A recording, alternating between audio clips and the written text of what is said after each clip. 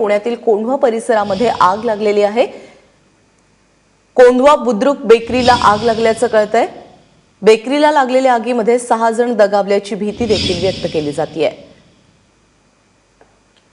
Mickey Ghai आता आपल्याबरोबर आहे। मिकी, या आगी संदर्भात काय माहिती?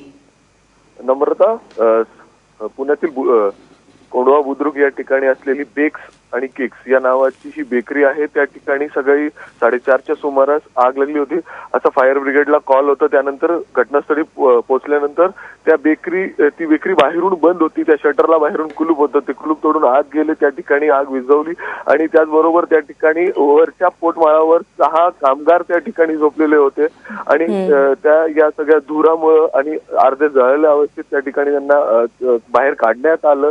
त्याचबरोबर 108 नंबरची अँब्युलन्स देखील त्या ठिकाणी बोलवण्यात आलेली होती, परंतु जे डॉक्टर सोबत आलेले होते त्यांच्याकडून असं सांगण्यात आलेलं काय आहे की हे मृत्यू झालेले आहेत। जे धुरामुळे त्यांना अक्षरशः त्या ठिकाणी ते 6 जे कामगार त्या ठिकाणी काम करत होते ते दगावलेले आहेत। नम्रता, मिकी, धन्यवाद या सगळ्या सविस्तर माहितीबद्दल।